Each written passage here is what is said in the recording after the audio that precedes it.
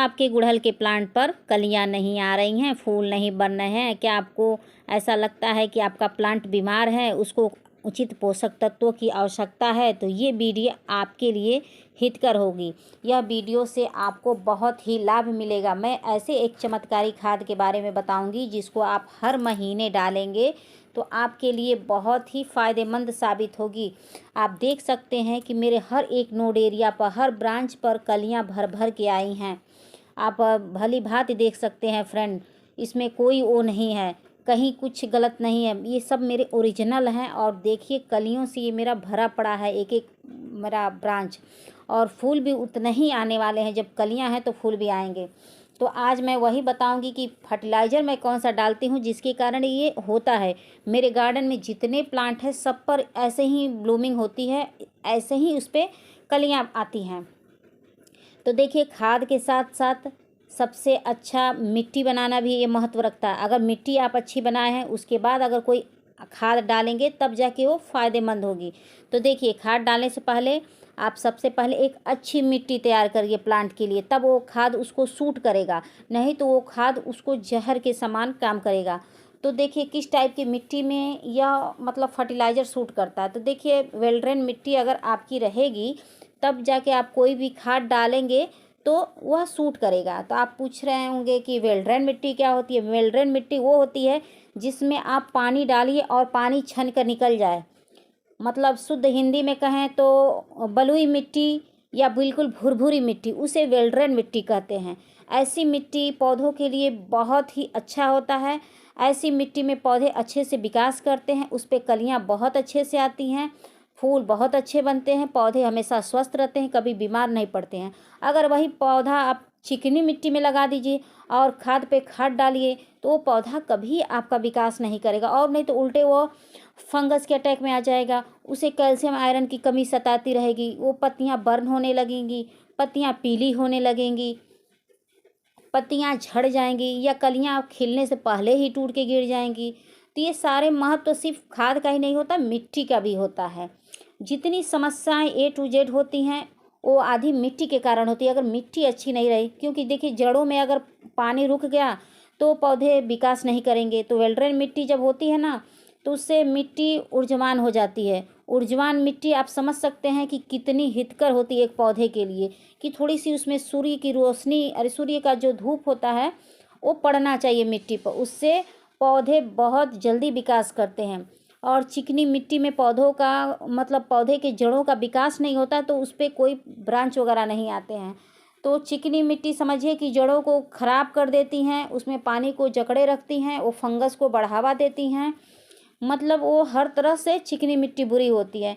तो जब भी आप मिट्टी तैयार करिएगा तो वेल ड्रेन मिट्टी तैयार करिएगा। सबसे पहले काम एक अच्छी मिट्टी देना होता है।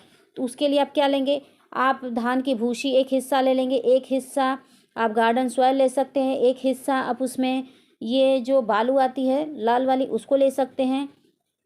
आप इस तीनों में से एक एक हिस्सा ले सकते हैं। गोबर की खाद अपनी इच्छा अनुसार ले लीजिए, और उसमें कुछ 2-3-4 मुट्ठी के करीब आप उसमें केचुए की खाद डाल देंगे तो एक बहुत अच्छी ताकतवर मिट्टी तैयार हो जाएगी। उसके बाद आप अपने प्लांट को उसमें लगा सकते हैं। लेकिन लगाने से पहले ये चेक कर लीजिएगा कहीं वो चिकनी मिट्टी में ना लगी हो। देखिए अगर चिकनी मिट्टी में वो लगी हो पौधा तो सबसे पहले भैया तो वही काम करिएगा, उस चिकनी मिट्टी को निकाल कर तब आप अपने वेल ड्रेन मिट्टी में उसको शिफ्ट करिएगा। और देखिए गमले का चुनाव करने से पहले ये चेक कर लीजिएगा कि गमला आपका ड्रेनेज सिस्टम अच्छा है कि नहीं। सिर्फ मिट्टी चिकनी से नहीं हो जाएगी, गमले का भी उचित चुनाव बहुत ज़रूरी होता है कि आप पानी डालिए और फटाक से निकल जाए। तो उसमें बहुत सारी छेदें होनी चाहिए गमले में, ताकि आप जो भी पानी डालें एक्स्ट्रा पानी छनकर निकल जाए और आपका जो मिट्टी है वेल ड्रेन हो जाए, ऊर्जावान हो जाए।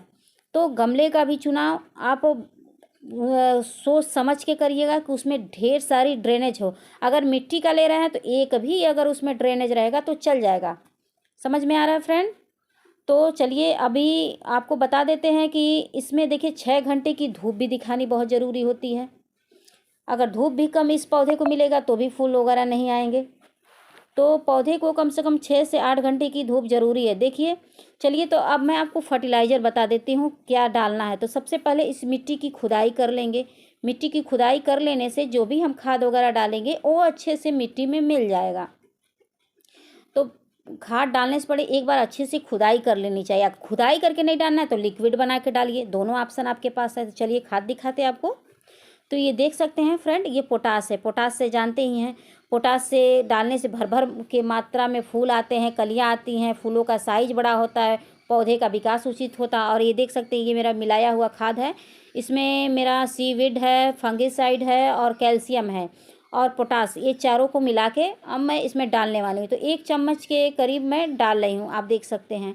थोड़ा सा अधिक भी ले लेंगे तो कोई दिक्कत नहीं है, लेकिन चलिए 1 चम्मच के करीब ये डाली हूँ। इसमें मेरा सीविड है और कैल्शियम है और फंगिसाइड। अब तीनों को मैं, चारों को मैं इसमें अच्छे से मिला दे रही हूँ। तो आप ऐसे अच्छे से मिला के उसके बाद इसमें आप पानी डाल दीजिएगा। अगर 1.5 चम्मच भी ले लेंगे तो कोई वो नहीं है, लेकिन ये ध्यान रखिएगा गमले का साइज के अनुसार ही फर्टिलाइज़र डालिएगा। मेरा गमला ये 16 इंच का गमला है, तो मैं उसमें 1 चम्मच डाली हूँ। अगर इससे छोटा रहेगा तो उसमें आप कम डाल सकते हैं। तो आप पानी उसमें भरपूर डाल दीजिएगा, क्योंकि पानी की कमी ना हो, ताकि कोई भी जड़ों से टच ना हो। फर्टिलाइज़र टच होने पर पौधा खराब हो जाता है। तो देख सकते हैं, उसके बाद आप समय समय पर इस पर फंगिसाइड का स्प्रे करते रहिएगा। उसके बाद कोई दिक्कत नहीं होगी आपको। तो वीडियो पसंद आए तो please like, subscribe, comment and share जरूर करिएगा। Thank you friend.